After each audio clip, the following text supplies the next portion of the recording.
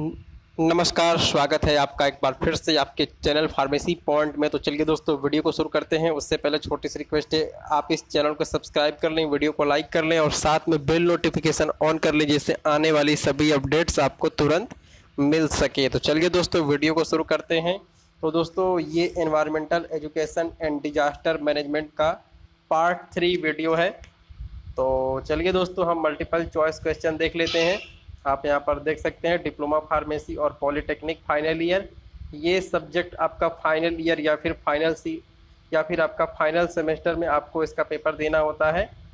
तो दोस्तों, वीडियो को लाइक कर दें, चैनल को सब्सक्राइब कर दें और इसको अपने दोस्तों के साथ शेयर करें। तो disaster management multiple choice question.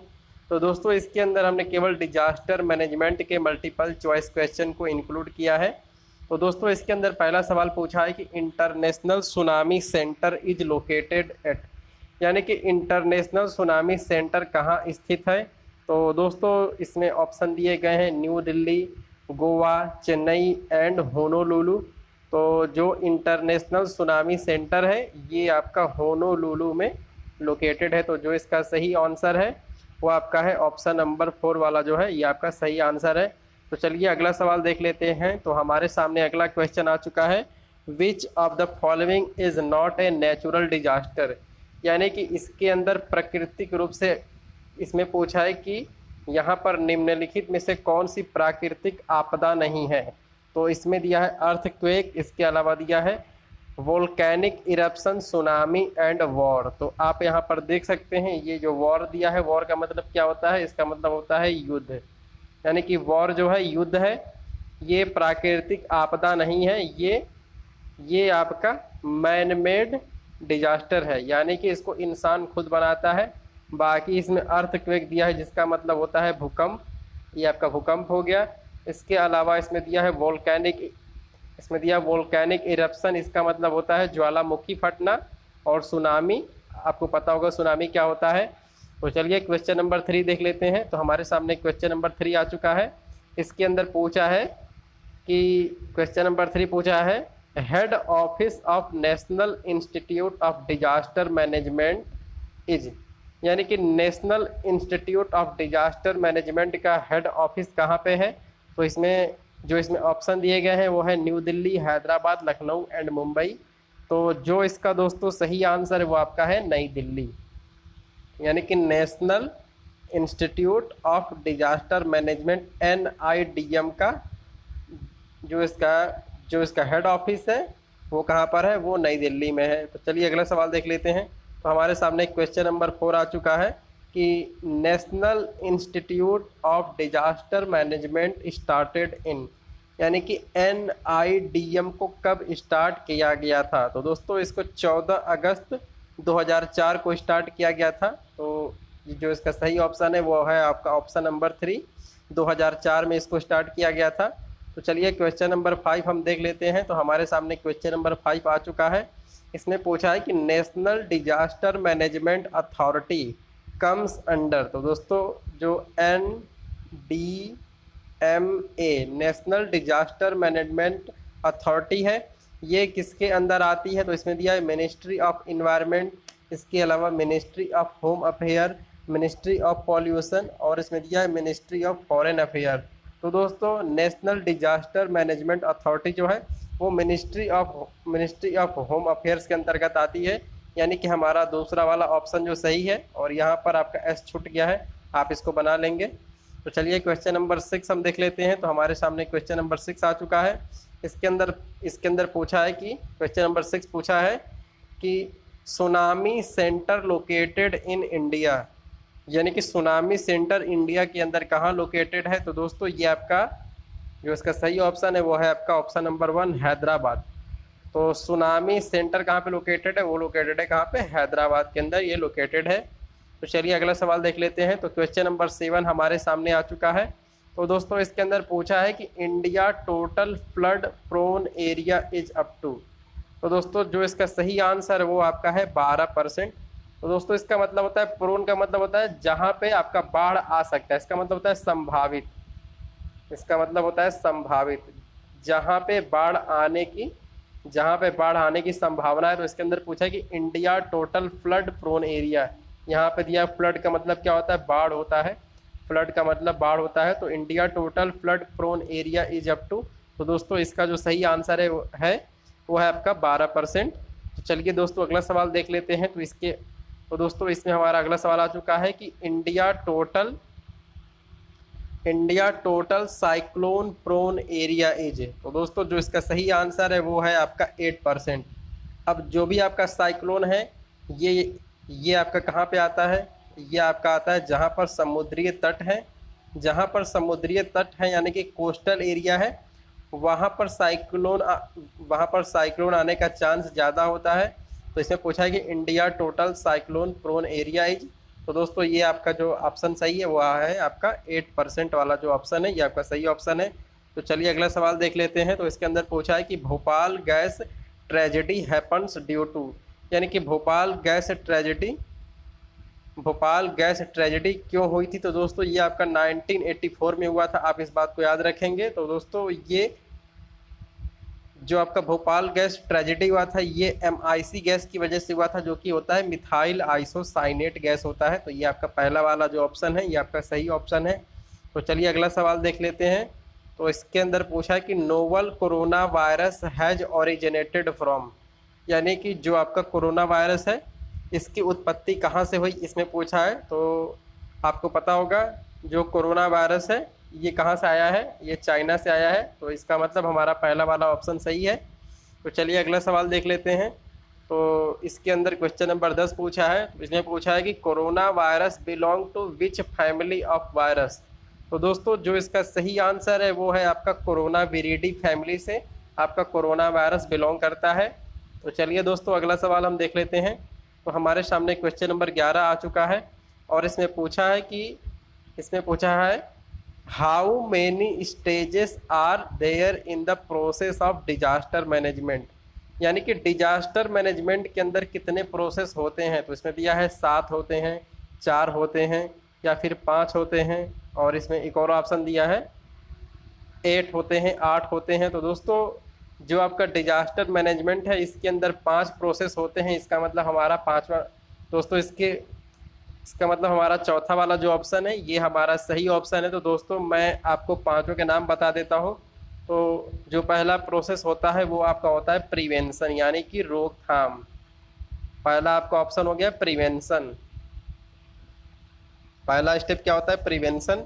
इसके अलावा दोस्तों जो दूसरा स्टेप होता है वो आपका होता है मिटिगेशन, यानी कि जान माल की हानि कम से कम किया जाए और इंसानों को ज़्यादा से ज़्यादा किसी भी आपदा से बचाया जाए, उसी को हम मिटिगेशन कहते हैं। इसके अलावा दोस्तों क्या होता है, इसके अलावा तीसरा स्टेप होता है वो होता है प्रिपेयरनेस, यानी कि हम इसको तैयारी करें। तो हमारा तीसरा ऑप्शन होता है प्रिपेयरनेस। और हमारा चौथा स्टेप क्या होता है उसको भी मैं आपको बता देता हूँ। तो जो आपका चौथा स्टेप होता है वो आपका होता है रिस्पॉन्स। क्या होता है रिस्पॉन्स। और हमारा पांचवा जो स्टेप है वो होता है रिकवरी। तो जो हमारा पांचवा स्टेप है वो होता है रिकवरी। तो दोस्तों आपको पांचों स्टेप पता चल गया होगा कि जो भी डिजास्टर मैनेजमेंट है उसके 5 स्टेप क्या होते हैं। तो जो उसके 5 स्टेप होते हैं वहाँ पे पहला आपका होता है prevention, mitigation, preparedness, response and recovery. तो चलिए दोस्तों अगला सवाल देख लेते हैं। तो हमारे सामने अगला क्वेश्चन आ चुका है कि who is father of modern seismology, यानी कि मॉडर्न सिस्मोलॉजी के फादर कौन है। तो दोस्तों मॉडर्न इसमें दिया मॉडर्न सिस्मोलॉजी के जो फादर हैं वो है R.D. ओल्डहैम। तो चलिए क्वेश्चन नंबर 13 हम देख लेते हैं। तो हमारे सामने क्वेश्चन नंबर 13 आ चुका है कि which of the following is not man made hazard. इसमें पूछा है कि यहाँ पर कौन सी प्राकृतिक आपदा नहीं है, इसमें पूछा है कि which of the following is not man made hazard, यानी कि इसमें से कौन सी मानवीय आपदा नहीं है।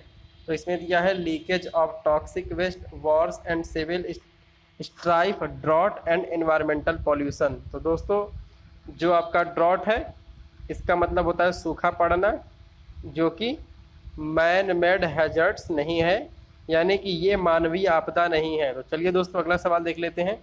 तो हमारे सामने क्वेश्चन नंबर 14 आ चुका है। इसमें पूछा है डिजास्टर मैनेजमेंट इंक्लूड, तो इसमें दिया है मिटिगेशन, इसके अलावा reconstruction, rehabilitation and all of the above. तो दोस्तों जो इसका सही आंसर है वो आपका चौथा वाला है। रिकंस्ट्रक्शन का मतलब होता है पुनः निर्माण, यानी कि जो मकान गिर गए हैं या फिर सड़कें टूट गई हैं, पुल टूट गए हैं, उन सभी को फिर से बनाया जाए। और यहाँ पे दिया है रिहैबिलिटेशन का मतलब क्या होता है, जो लोग मानवीय आपदा या फिर प्राकृतिक आपदा से प्रभावित हुए हैं उनको वापस से, दोस्तों उनको वापस से बसाया जाए, उसी को हम बोलते हैं रिहैबिलिटेशन बोलते हैं। चलिए अगला सवाल देख लेते हैं। तो हमारे सामने क्वेश्चन नंबर 15 आ चुका है। इसमें पूछा है the disaster management act was made in. तो दोस्तों इसमें पूछा है कि जो आपका डिजास्टर मैनेजमेंट एक्ट कब पारित हुआ था। तो दोस्तों ये आपका 2005 के अंदर आपका ये आया था। तो इसका मतलब चौथा वाला ऑप्शन हमारा सही है। तो चलिए अगला सवाल देख लेते हैं। तो इसमें पूछा है कि the word disaster come from, यानी कि डिजास्टर जो आपका वर्ड है ये कहाँ से लिया गया है। तो दोस्तों ये आपका ग्रीक वर्ड से इसको लिया गया है। तो जो इसका सही ऑप्शन है वो आपका है पहला, ग्रीक वर्ड। तो चलिए अगला सवाल हम देख लेते हैं। तो हमारे सामने क्वेश्चन नंबर 17 आ चुका है। तो इसमें पूछा है कि इसमें पूछा है the Bhopal gas tragedy occurs in, यानी कि भोपाल गैस त्रासदी कब हुई थी। तो दोस्तों ये 1984 के अंदर हुई थी। तो चलिए अगला सवाल हम देख लेते हैं। तो हमारे सामने अगला क्वेश्चन आ चुका है कि the instrument which record earthquake wave is called, यानी कि जो भी आपका भूकंप आता है, भूकंप को नापने के लिए हम किस डिवाइस या फिर इंस्ट्रूमेंट का यूज करते हैं, ये इसमें पूछा है। तो दोस्तों इसमें हम सिस्मोग्राफ का यूज करते हैं। तो जो इसका सही ऑप्शन है वो है सिस्मोग्राफ। तो आप इसको सही कर लेंगे। तो ये हमारा सिस्मोग्राफ का सही ऑप्शन है। तो चलिए अगला सवाल हम देख लेते हैं। तो हमारे सामने अगला सवाल क्या पूछा गया है। तो दोस्तों इसमें हमारे सामने अगला सवाल पूछा गया है the Chernobyl disaster of 1986 in Ukraine was case of. तो आपको बताना है कि जो आपका चेरनोबिल डिजास्टर हुआ था कब हुआ था। ये 1986 में हुआ था। ये क्या था। तो दोस्तों जो ये चेरनोबिल डिजास्टर था ये आपका 1986 में हुआ था और ये यूक्रेन नामक देश में हुआ था।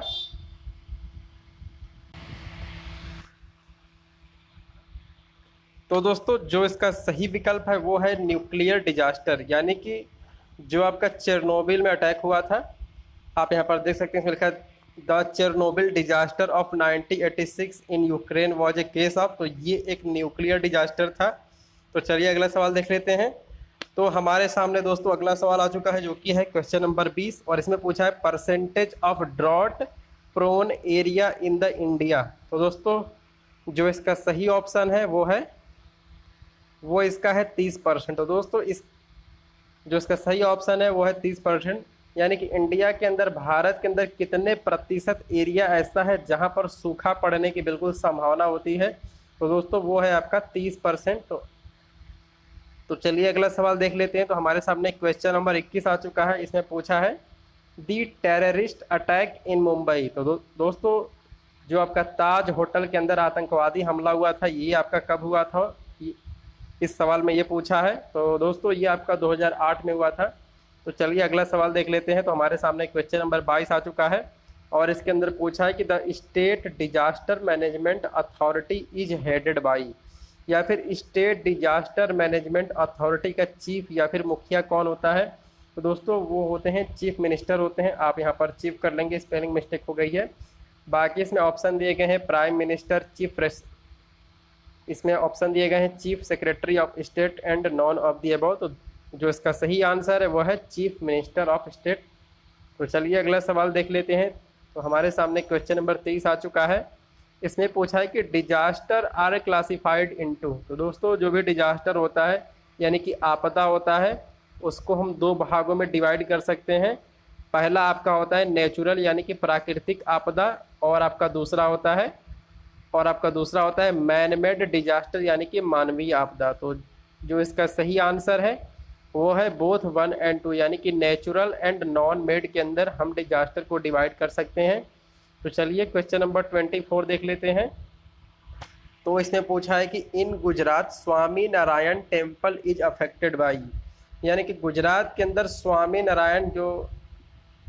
नारायण टेम्पल बना है वो किसके द्वारा प्रभावित होता है। तो दोस्तों ये प्रभावित होता है अर्थक्वेक की वजह से, क्योंकि गुजरात के अंदर बहुत ही ज़्यादा भूकंप आते रहते हैं। और आपने कच्छ, वहाँ पर एक जगह है उसका नाम है कच्छ, वहाँ पर बहुत भारी एक बार भूकंप आया था जिसमें 2 से 3 हज़ार लोगों की डेथ हो गई थी।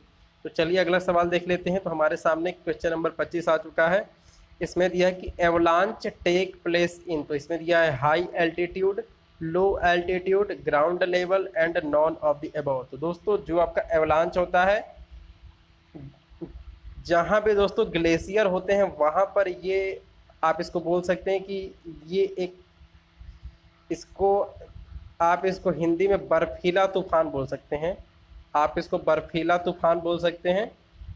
और इसी बर्फीले तूफान को हम क्या कहते हैं, इसी को हम कहते हैं एवलांच कहते हैं। तो दोस्तों ये आपका हिमालय रीजन में होता है, इसलिए जो इसका सही आंसर है वो है हाई एल्टीट्यूड, यानी कि अधिक ऊंचाई वाले क्षेत्रों में, अधिक ऊंचाई वाले क्षेत्रों में जहाँ पर ग्लेशियर्स होते हैं वहाँ पर ये एवलांच आते रहते हैं। तो दोस्तों मेरी ये वीडियो आपको कैसी लगी, मेरी वीडियो को लाइक करें, साथ में चैनल को सब्सक्राइब करें। और दोस्तों आपको फार्माकोलॉजी की जो वीडियो है, जो आपका फार्माकोलॉजी का जो आपका सब्जेक्ट है, इसका मल्टीपल चॉइस क्वेश्चन का वीडियो का सीरीज जल्दी ही मैं आपको स्टार्ट करूंगा। और जो भी फार्माकोलॉजी के अंदर सिलेबस दिया गया है, चैप्टर दिया गया है, उसको कंप्लीट उसकी तैयारी करवाई जाएगी। तो दोस्तों जय हिंद, भारत माता की जय, बेस्ट ऑफ लक।